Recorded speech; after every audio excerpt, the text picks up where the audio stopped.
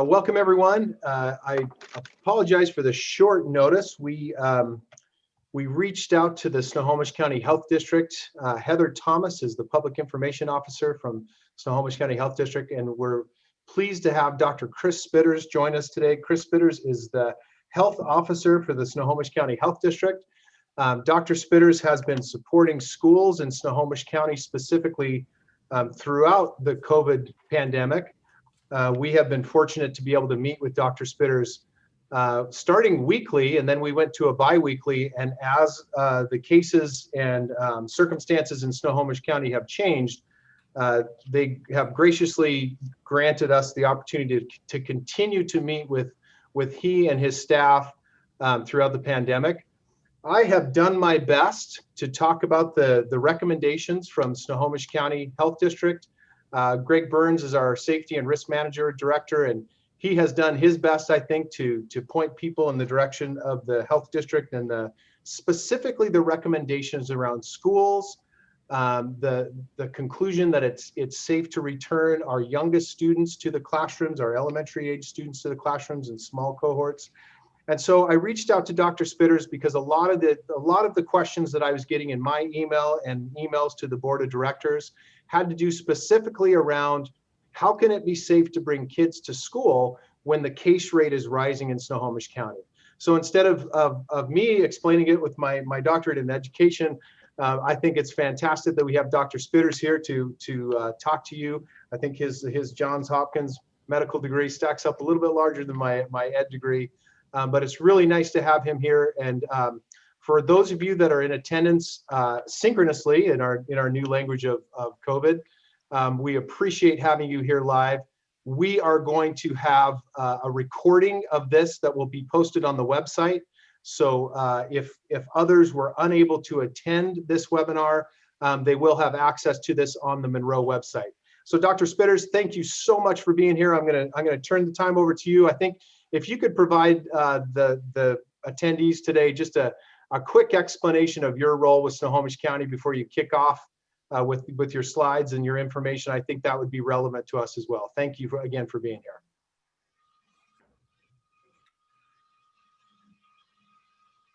Well, thank you, Superintendent Blasko, for the invitation to participate and speak to your school community. It's a pleasure to serve the county through the health district. I'm the health officer here with the Snohomish Health District. We are a staff of about 120 full-time employees plus about 60 extra staff that we've temporarily hired working for COVID. Although we serve the county, we're not part of the county government. We have a separate board that includes the county council and 10 other elected officials from around the county.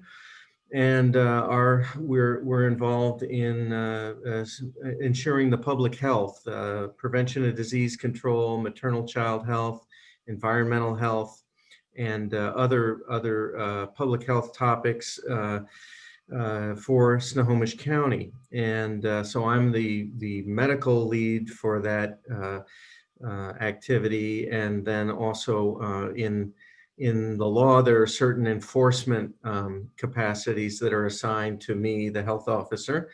And so that's my role here in the county and with the health district.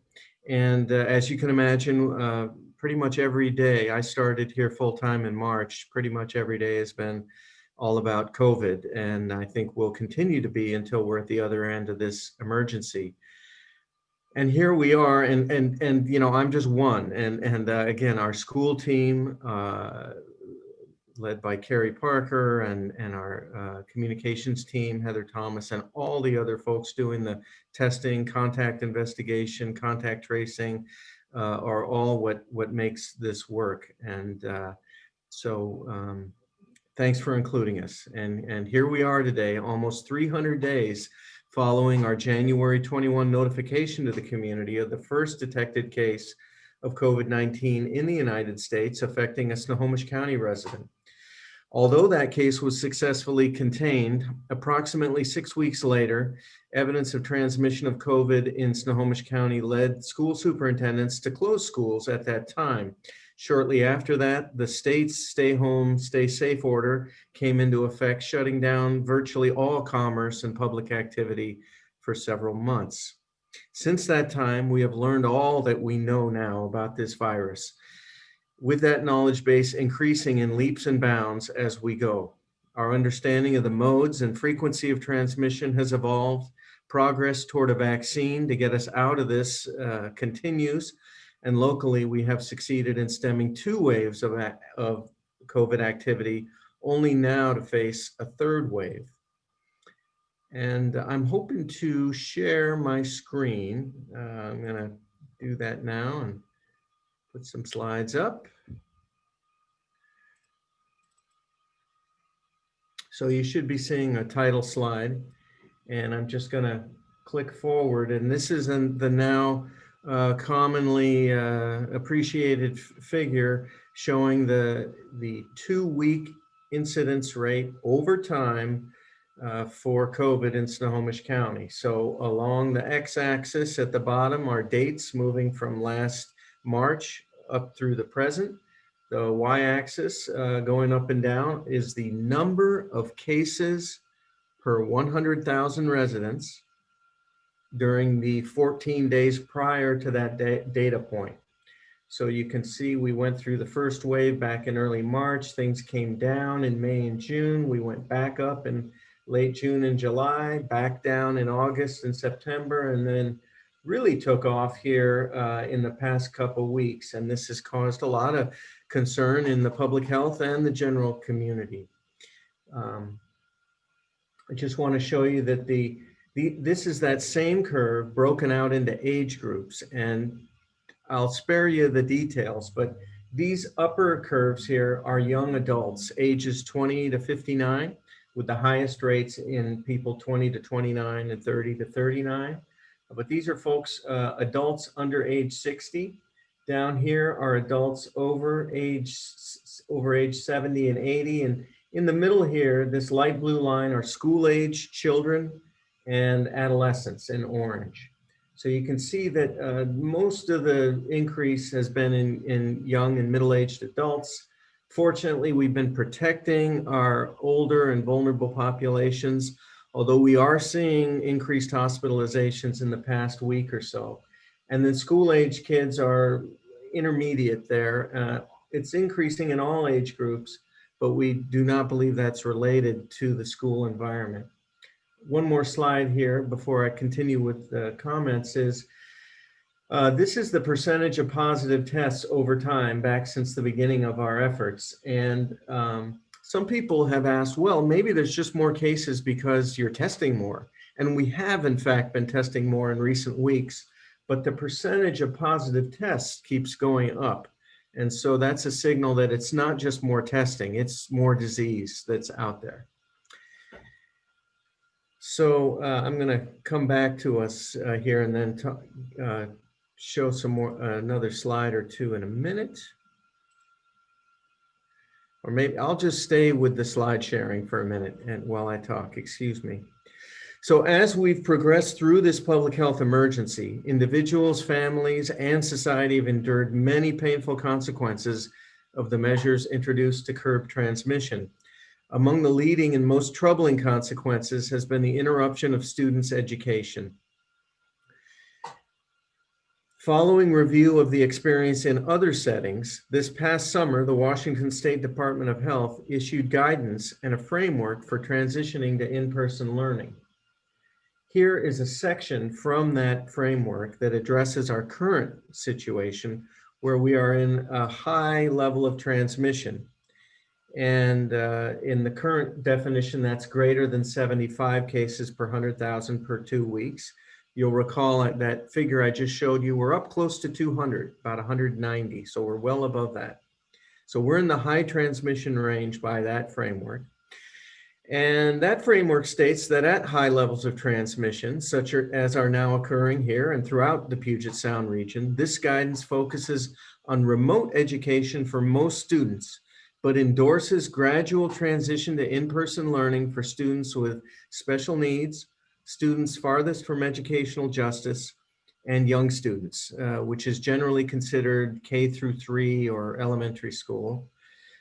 At moderate levels of transmission, below 75 per 100,000 per 2 weeks, further staged transition to in-person learning among older students can occur. And at even lower levels of transmission, down below 25, full-time in-person learning is encouraged and anticipated to be occurring. Accompanying this general framework are the countermeasures we are all now familiar with. Daily health screening with exclusion and recommendation for testing among those staff and students who report COVID-like symptoms. Cohorting, keeping groups of students together in the same group every time they enter the school building. And hybrid scheduling so that it's not all the kids on campus at the same time.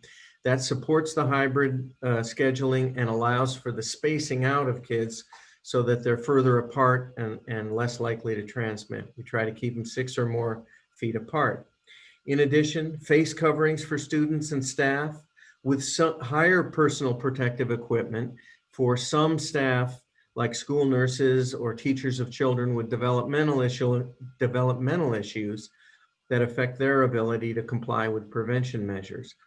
Mostly that's the special N95 masks and eye protection.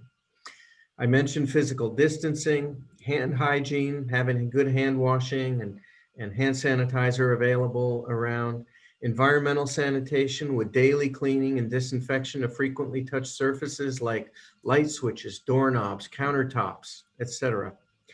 And then last but not least, contact investigations with isolation of detected cases and quarantine of contacts when cases are detected in the school community.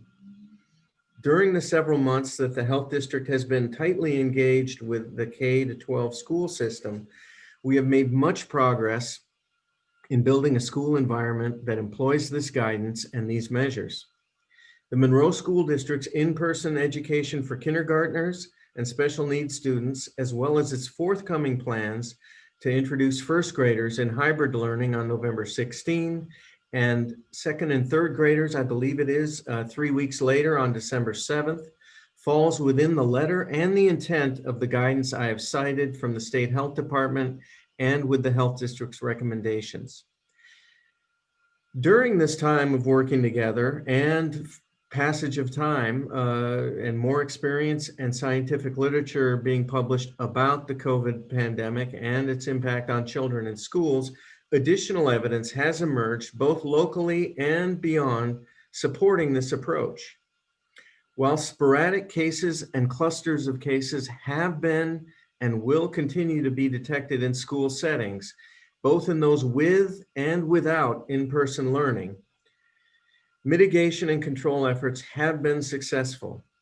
These findings are consistent with the results from a recently released Institute for Disease Modeling study that suggests that the package of mitigation efforts set forth above will be highly effective in limiting school-based transmission and its impact on community transmission.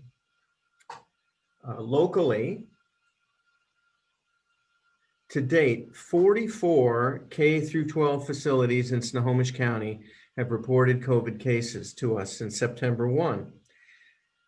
In 28 of these instances, the first case was a staff member. In 14, it was a student, and in 2, it was another person. Of these 44 episodes, 36 consisted of a single case with no further transmission in the school setting, and that includes 2 such episodes in the Monroe School District. This is basically considered a success. Cases are going to occur. There's lots of COVID in the community. Some kids are going to get COVID and they're going to get diagnosed, and they will have been part of the school community during their infectious period. But we're finding that these measures are working in curbing or preventing the spread altogether. In the remaining 8 instances, a range of 2 to 9 additional cases occurred in the school setting. In no instance has uncontrolled or widespread transmission occurred. The Washington State Department of Health reports similar findings from statewide monitoring of school outbreaks. Even in communities with more liberal implementation of in-person learning, transmission in the school setting has been rare and controlled. Large school-based outbreaks have not occurred locally or statewide to date. I want to try to come back and unshare so you can see me. And there we are. Thank you.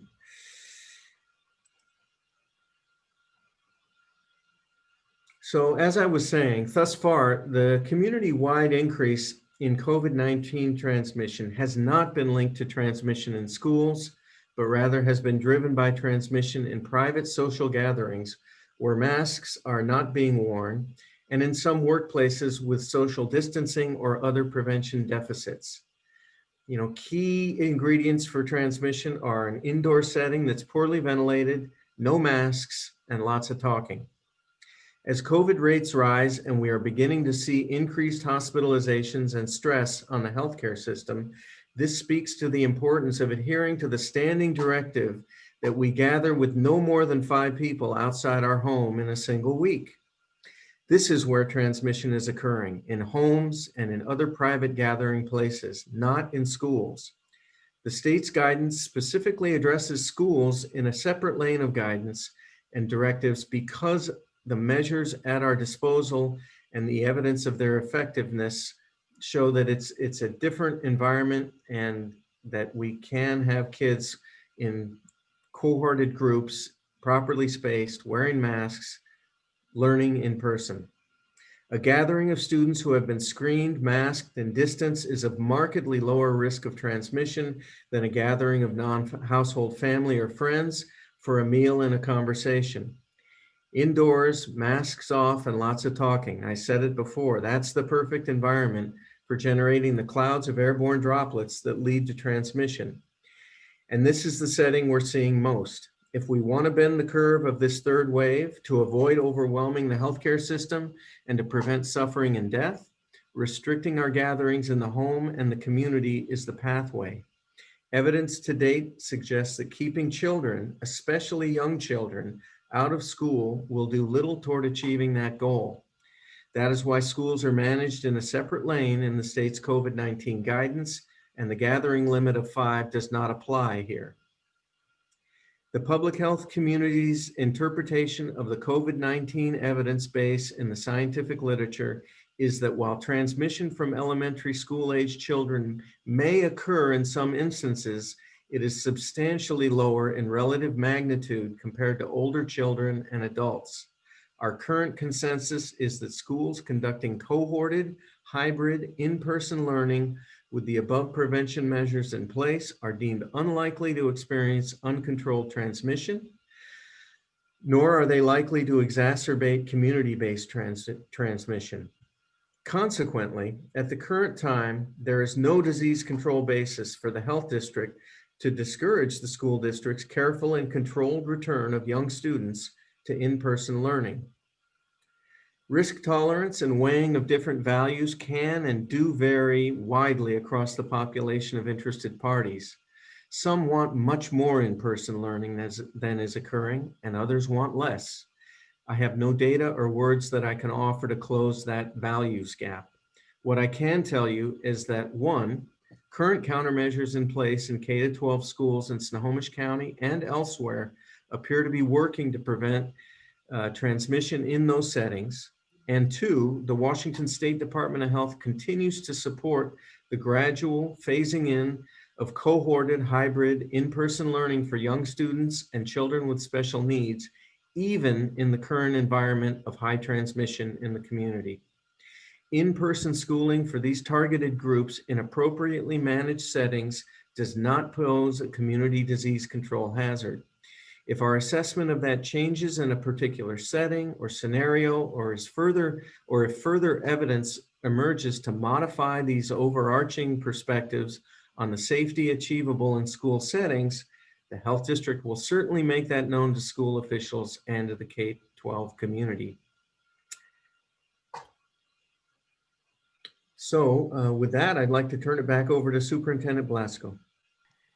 And Dr. Spitters, thank you so much for providing that firsthand description of your expertise in medicine and disease control and all of the things that you've been studying around schools and the transmission rates.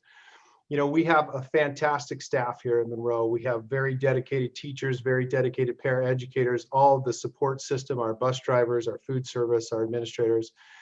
And I think as I'm listening to you, I think some of the things that would be very beneficial for us with our community here, we have a lot of teachers, we have a lot of staff on the webinar as well.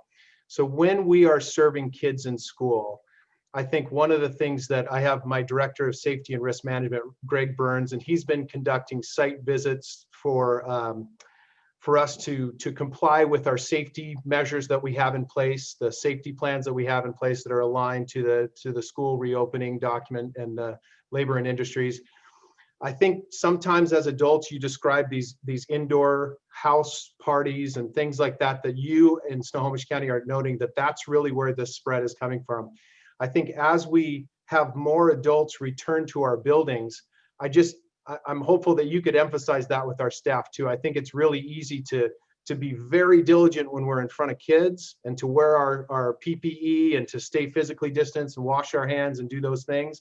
And then when we get by the copy machine or we get by, you know, in the staff room or at a break time and we're planning together and things, just the importance of continuing to adhere to those safety protocols. If you could speak to that a little bit.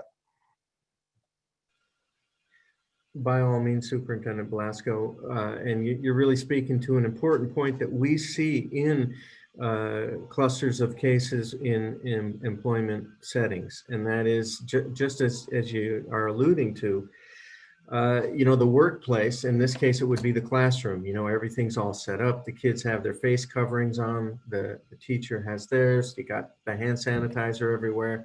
Everything's all spread out. And then it's break time, and I go and plop down in the break room, sitting right next to my colleague, and start talking, and maybe take my mask off to drink a cup of coffee or whatever. And now my face covering's off. I'm talking. I'm generating a cloud that's probably going to envelop them. And this is a typical scenario for how transmission occurs in the work setting: at breaks, on the way to work, carpooling. Because, you know, I know or I trust that person, that kind of thing. Really remembering to not let our guard down.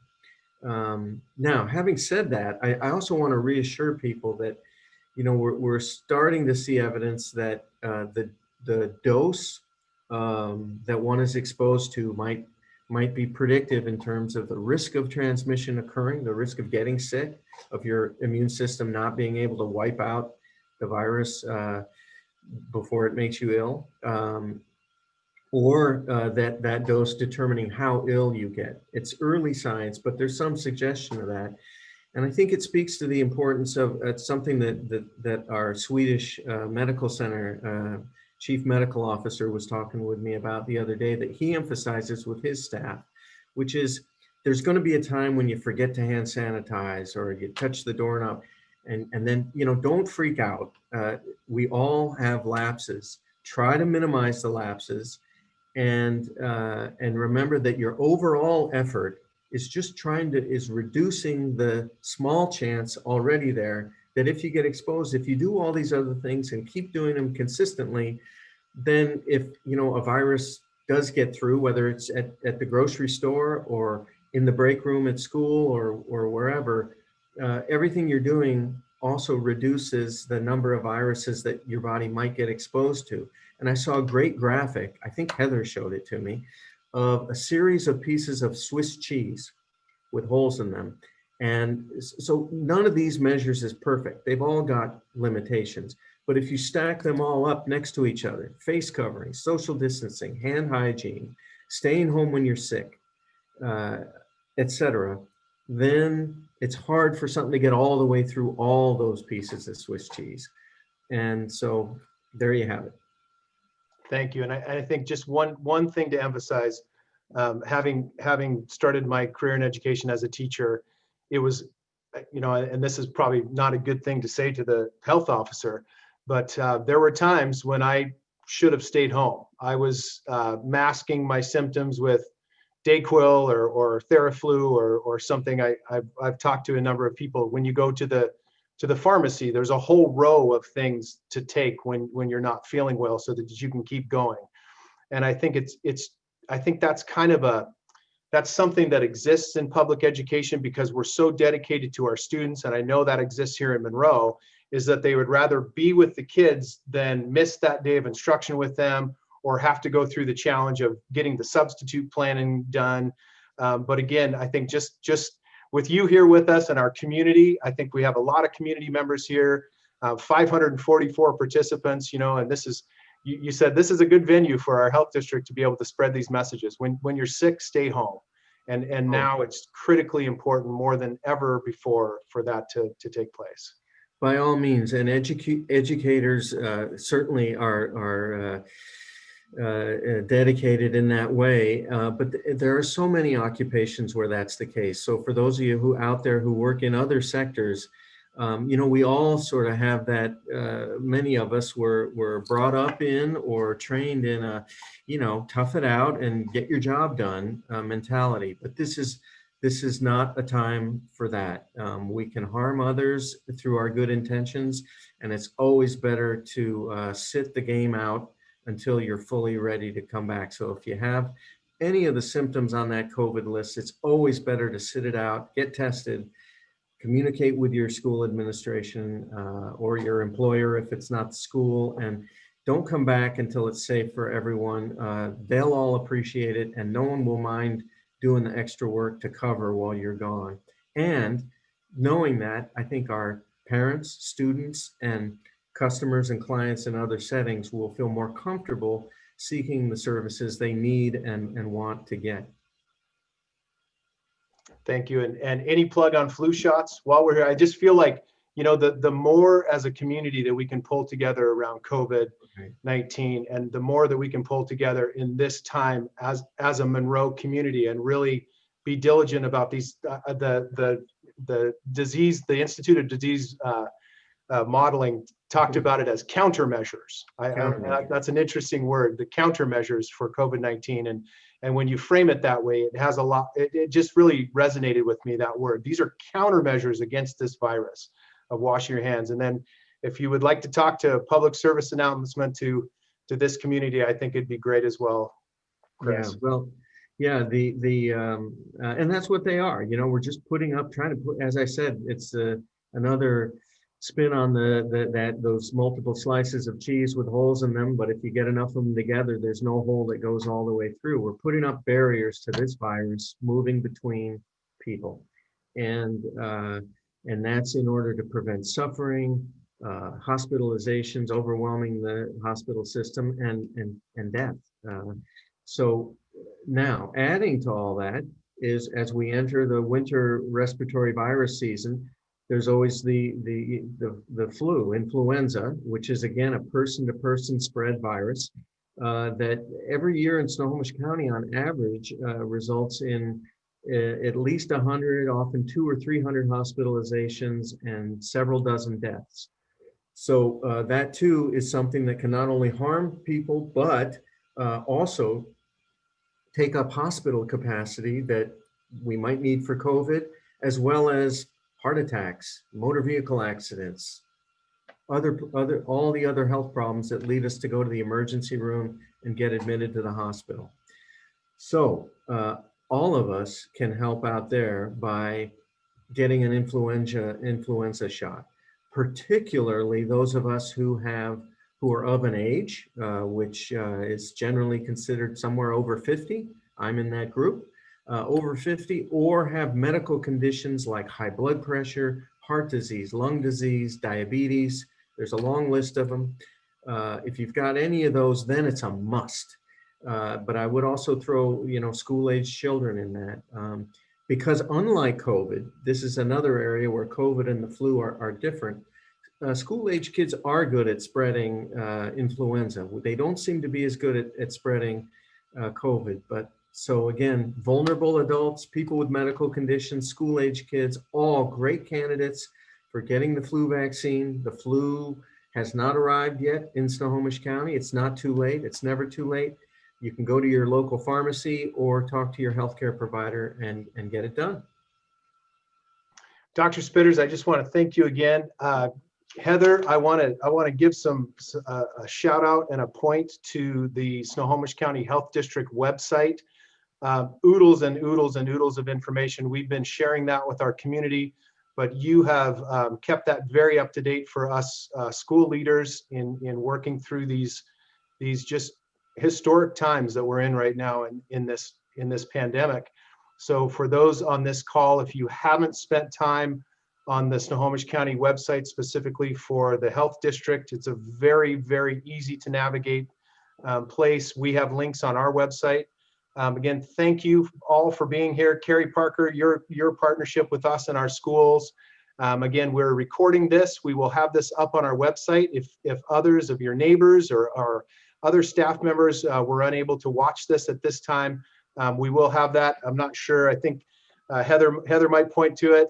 We'll share that out with the health district. Dr. Spitters, thank you very much for your time, your flexibility, your responsiveness to my request. I really appreciate you being here with our community, and thank you for your leadership in Snohomish County. Happy to be of help, and stay safe, stay healthy.